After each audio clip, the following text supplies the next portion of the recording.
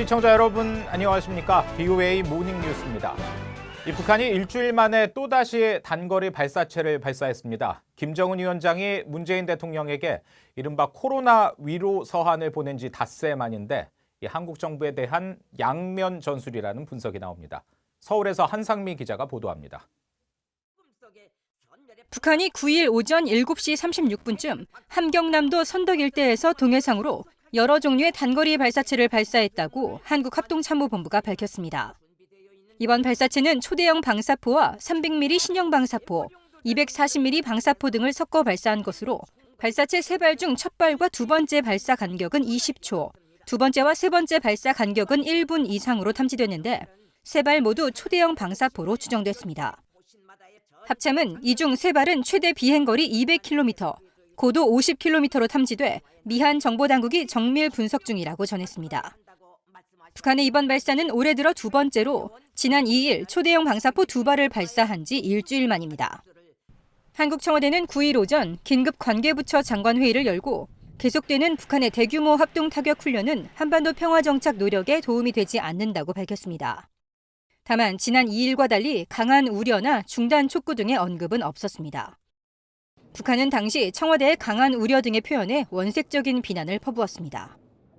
전문가들은 600mm 초대형 방사포는 사실상 탄도미사일로 탄두가 큰 만큼 분산탄은 물론 소형화된 핵탄두 탑재까지 가능해 한국 내 주요 군사시설이나 산업시설을 타격할 경우 막대한 타격이 우려된다고 지적했습니다. 우리의 주요 군사시설뿐만 아니라 산업시설이 대단히 치명적인 영향이 파괴력을 갖고 있다는 거죠. 근데 이런 600mm 정도 되는 것들이 떨어지게 되면 원자력 발전소라든가 또 정유시설이나 이런 것들이 하나 떨어졌을 때 미사일 방어 시스템을 피해서 정확히 떨어질 수 있다는 이런 것을 다 갖췄다는 미사일과 유사를 갖췄다는 점에서 대단히 좀 위협적이고 우려스러운 미사일로 봐야 되겠죠. 또 북한의 김정은 위원장이 한국 문재인 대통령에게 신종 코로나 바이러스와 관련해 걱정과 위로의 친서를 전한 뒤 일주일도 안 돼 벌어진 이번 발사체 발사는 남북관계와 무력 증강은 별개라고 분석했습니다. 남북 정상이 친서를 주고받았지만 또다시 도발을 재개해 한국에게 강압적 태도의 양면 전술을 보이고 있다는 겁니다.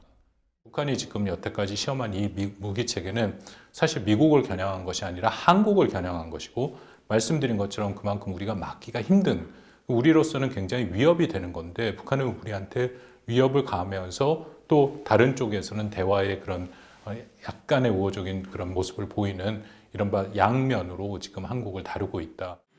박 교수는 또 북한은 미국에게 자신들의 존재감을 알리고 필요할 경우 레드라인을 넘을 수 있다는 점을 암시한 것으로도 볼 수 있다고 말했습니다. 전문가들은 북한의 이 같은 도발이 신종 코로나 바이러스로 어려운 가운데 대내 결속을 위해 긴장을 고조시키는 효과도 있다고 말했습니다. 서울에서 BOA 뉴스 한상미입니다. 미 국무부는 일주일 만에 또다시 발사체를 발사한 북한의 도발을 피하고 비핵화 협상에 복귀하라고 거듭 요구했습니다. 국무부 대변인실 관계자는 9일 BOA에 북한의 단거리 발사체 발사와 관련해 우리는 관련 보도를 인지하고 있으며 현재 상황을 평가하고 있다고 밝혔습니다. 그러면서 북한이 도발을 피하고 유엔 안보리 결의에 따른 의무를 준수하며 완전한 비핵화를 달성하는 데 있어 그들의 역할을 하기 위해 지속적이고 실질적인 협상으로 돌아오기를 계속 촉구한다고 말했습니다. 국무부는 앞서 지난 2일 북한의 발사체 발사 당시에도 북한의 도발 자제와 비핵화 협상 복귀를 촉구한 바 있습니다. 이처럼 북한이 초대형 방사포를 거듭 시험하며 한국과 미군 기지에 대한 공격 역량을 키우고 있다고 미국의 미사일 전문가가 지적했습니다. 특히 탄저균 등 생화학 무기가 장착된 방사포로 한국을 공격할 수 있고 고체 연료 기술을 대륙간 탄도미사일에 적용해 미국을 위협할 수 있다고 주장했습니다. 조상진 기자가 전해드립니다. 이언 윌리엄스 전략국제문제연구소 미사일 방어 프로젝트 부국장은 7일 BOA에 북한의 지난 2일 방사포 발사는 북한이 올해도 공백 없이 미사일 시험을 이어나갈 것임을 시사하는 것이라고 밝혔습니다. 특히 연발 간격이 지난해 11월 발사 때보다 10초 단축된 20초를 기록했다며 집중 포화를 퍼부을 수 있는 기술 진전과 함께 고체 연료 등 발사 기술을 크게 향상시키고 있다고 진단했습니다. It does give them a base to then scale that up to longer range missiles. I think that, for the United States anyway, the real nightmare scenario is for them to, eventually get to a solid fuel ICBM.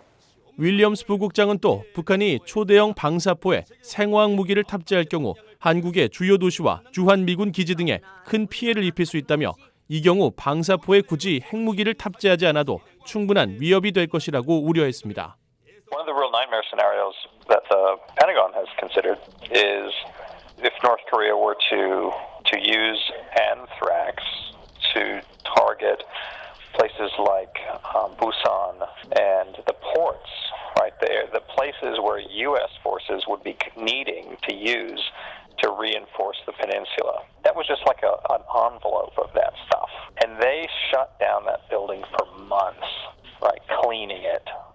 윌리엄스 부국장은 북한의 계속되는 미사일 발사 시험 양상으로 볼 때 고체 연료 엔진을 대륙간 탄도미사일에 적용시킬 가능성이 높은 것으로 내다봤습니다. 북한이 이미 새 전략무기 공개를 예고하고 지난해 크리스마스 선물을 언급하는 등 미국을 향한 도발 가능성을 밝혀왔다는 설명입니다. 따라서 당장은 현실화되지 않았지만 앞으로 열병식을 통해서 북한이 고체 연료 엔진이 적용된 대륙간 탄도미사일을 공개할 것으로 전망했습니다. VOA 뉴스 조상진입니다. 이 국제사회의 대북 제재가 북한의 기근 상황을 되풀이시킬 수 있는 환경을 조성하고 있다고 영국 런던대 북한 전문가가 밝혔습니다. 특히 신종 코로나 바이러스의 여파로 중국의 대북 식량 지원이 어려워지면 올해 북한의 식량 문제는 심각해질 것으로 전망했습니다. 지다겸 기자가 보도합니다. 영국 런던대학교 동양아프리카대학 헤이즐 스미스 교수는 지난 5일 조지 워싱턴대에서 열린 강연에서 유엔 안보리의 대북 제재가 1990년대 중반 고난의 인군 사태를 발생한 환경을 다시 만들고 있다고 지적했습니다. So what UN sanctions have done is to reproduce the conditions that caused the famine in the 1990s. 스미스 교수는 고난의 인군을 초래한 근본 원인은 비료, 살충제, 운송수단을 포함한 농업 관련 석유 제품의 결핍 때문이었다면서 유류 수입을 차단한 안보리 대북 결의로 인해 북한의 농업 생산량은 줄어들었다고 말했습니다. 따라서 2018년 북한의 파국적인 수확량과 2019년의 식량 부족은 유류 관련 제재에 따른 예상된 결과였다고 분석했습니다. So the very predictable result of the 2017 oil sanctions on North Korea, and I'm running, was a catastrophic harvest in 2018 and food shortages in 2019. 헤이즐 교수는 그러면서 북한의 1990년대 기근 사태를 현재 볼 수 없는 이유는 중국의 대규모 식량 원조 때문이라고 말했습니다. 이어 북한의 곡물 수확량이 계속 줄어 엄청난 식량 부족이 올해도 예상된다면서 신종 코로나 바이러스 사태로 인해 북한의 식량 상황은 더 어려워질 것이라고 전망했습니다. 신종 코로나 바이러스 여파로 중국의 농작물 생산량이 급감하면 북한에도 큰 영향을 미칠 것이라는 분석입니다. 스미스 교수는 이어 신종 코로나 바이러스가 확산될 경우 북한의 통제는 생각조차 할 수 없다고 말했습니다. 바이러스 감염 치료를 위해서는 최신 집중 치료 시설이 필요한데 북한에는 그런 의료 시설이 없다는 겁니다. So the only weapon they have, the only mechanism they have is organizational control, which they're good at because it's an authoritarian country. 따라서 북한 정부의 대책은 주민들을 조직적으로 통제하는 것이고 이것이 유일한 무기라는 것입니다. VOA 뉴스 지다겸입니다. 토마스 오헤아 퀸타나 유엔 북한인권 특별보고관은 북한의 고립은 신종 코로나 바이러스의 확산 위협에 대한 해결책이 될 수 없다며 북한 내 현황 공개와 국제 지원단체 접근을 허용할 것을 촉구했습니다. 퀸타나 특별보고관은 9일 스위스 제네바에서 열리고 있는 제43차 유엔 인권이사회에 참석해 북한의 신종 코로나 바이러스의 확산을 막기 위한 봉쇄와 방역, 환자 치료 등은 인권 기준에 맞춰 진행해야 한다면서 이같이 강조했습니다. 이런 가운데 독일과 프랑스, 스위스 등이 신종 코로나 바이러스와 관련해 북한 내 외교 공간을 한시적으로 폐쇄한 것으로 알려졌습니다. 북한 주재 러시아 대사관은 9일 페이스북에 올린 글을 통해 이날 고려항공 특별기편으로 평양 주재 외국인들이 러시아 블라디보스토크로 이송됐다는 소식을 전하면서 평양 내 업무를 일시적으로 중단한 독일과 프랑스, 스위스 외교대표부 전체 직원들이 포함됐다고 밝혔습니다. 러시아 대사관은 이날 고려항공편으로 블라디보스토크에 도착한 외국인은 모두 80명으로 북한에 등록된 35명의 국제기구와 개별국가 구호단체 대표, 외국 사업가들에게 러시아 경유 비자를 신속히 발급했다고 설명했습니다. 이상으로 VOA 모닝뉴스를 마칩니다. 함께해 주신 여러분 고맙습니다.